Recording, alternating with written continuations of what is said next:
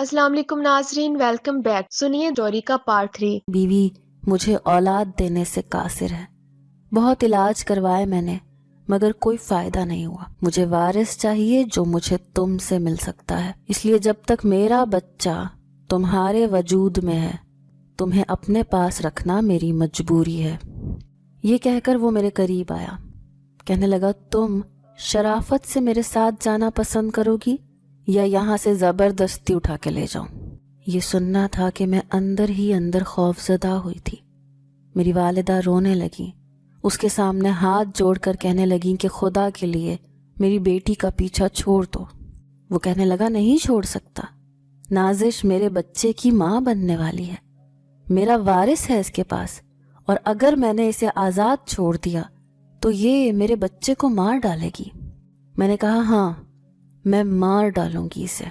मुझे नफरत है तुमसे और तुम्हारे इस नाजायज बच्चे से भी। मेरा ये कहना था कि उसने मेरे मुंह पर जोर से थप्पड़ मारा।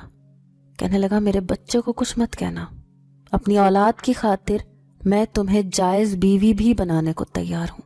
फिर कहने लगा, काजी को मैं अपने साथ लाया हूँ। फिर उसने अपने गार्ड से कहा कि नीचे जाओ, गाड़ी में जो मौलाना साहब बैठे हैं उन्हें ऊपर लेकर आओ, मैं अभी इसी वक्त इससे निकाह करूंगा। जैसे ही वो निकाह ख्वां ऊपर आया और निकाह शुरू किया, मैंने निकाह से इनकार कर दिया। जहांगीर शाह तो यूं था कि गुस्से के मारे मुझे जान से मार डालेगा। मेरी माँ से कहने लगा कि अगर तुम्हारी बेटी ने शराफत से मुझसे निकाह नहीं किया तो मैं इसे ज़बरदस्ती यहाँ से ले जाऊंगा और तुम लोगों की ज़िंदगी अजीरन बना के रख दूंगा। इससे समझाओ ये मुझसे शराफत से निकाह कर ले। अगर ये बिना चूं चरा किए मुझसे निकाह कर लेती है तो तुम लोगों की किफ़ालत की जिम्मेदारी मैं ले लूँगा, कोई तंगी नहीं आएगी तुम लोगों के पास। मेरी वालिदा मेरी मिन्नत करने लगी कि वो हर हाल में तुम्हें अपने साथ ले जाएगा, बेहतर है कि तुम एक जायज़ रिश्ते के साथ उसके साथ जाओ।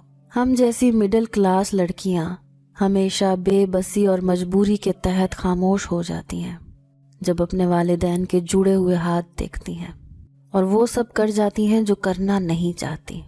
मेरा और जहांगीर का निकाह भी मेरी बहुत बड़ी मजबूरी था।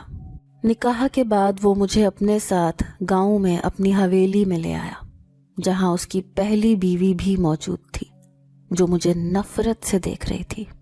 उसके घर में मैं एक गैर ज़रूरी चीज़ थी, एक गैर ज़रूरी फ़र्द थी। अहमियत थी तो उसकी जो मेरे वजूद के अंदर पल रहा था, जहांगीर शाह का वारिस।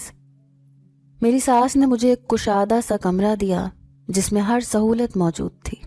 मेरी खिदमत के लिए 2 मुलाजिमाएं थीं, लेकिन मुझे कमरे से बाहर निकलने की इजाज़त नहीं थी। मैं कभी भी ऐसे माहौल में रहने की आदी नहीं थी। मैंने सारी ज़िंदगी आज़ादी से गुजारी थी, लेकिन वो दोनों मुलाजमा औरतें मेरे पल पल की खबर जहांगीर शाह और उसकी माँ को देती थी। मेरा जी चाहता था कि मैं उसके बच्चे को अपने तन से जुदा कर दूं, जिसकी वजह से मैं कैद हो चुकी थी। मैं यहाँ से भाग जाना चाहती थी।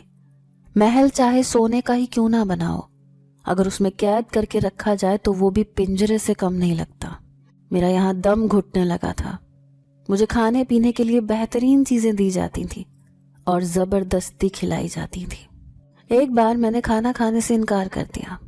मुलाजिमा मेरे लिए खाना लेकर आई तो मैंने ट्रे उसके हाथ से पकड़कर ज़मीन पर ज़ोर से पटक दी। सारा खाना ज़मीन पर गिर गया। कांच के बर्तन टूट चुके थे। शोर की आवाज़ सुनकर मेरी सास मेरे कमरे में आई। कहने लगी, ये क्या बदतमीज़ी है। मैंने कहा, मुझे खाना नहीं खाना, मुझे कुछ भी नहीं खाना और ना ही मुझे यहाँ रहना है। खुदा के लिए मुझे आज़ाद कर दो, मैं यहाँ नहीं रह सकती, मेरा दम घुटता है।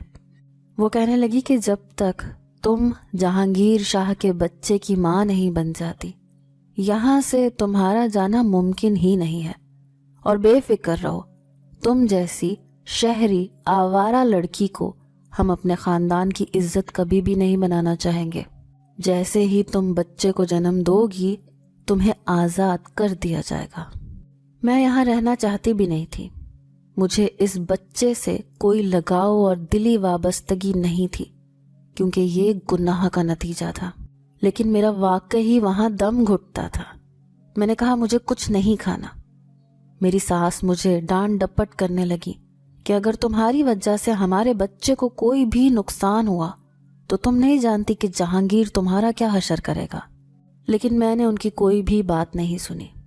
جہانگیر شاہ شہر میں تھا، بہت کم ہی گاؤں میں آتا تھا، لیکن جب اسے اس بات کی خبر ملی تو وہ رات کو شہر سے گاؤں پہنچ گیا۔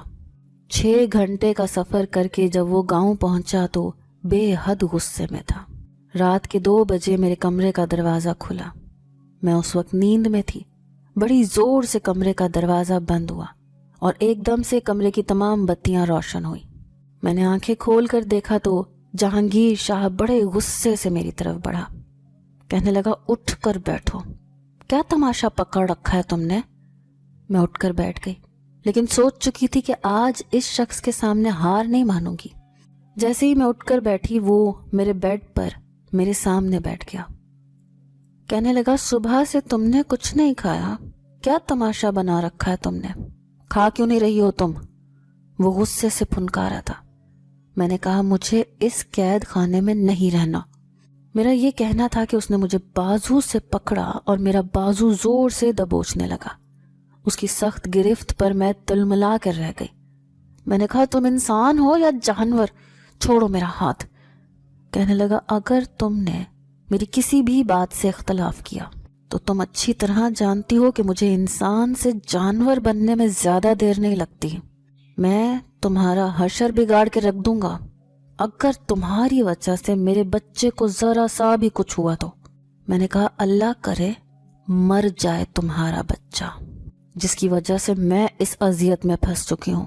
میرا یہ کہنا تھا کہ ایک زوردار تھپڑ اس نے میرے منہ پر مارا تھا۔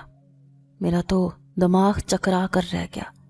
کہنے لگا آج تو تم نے یہ بات زبان سے نکال لی، آئندہ اگر غلطی سے بھی تمہاری زبان سے یہ نکلا تو تمہارا گلا گھونٹ دوں گا۔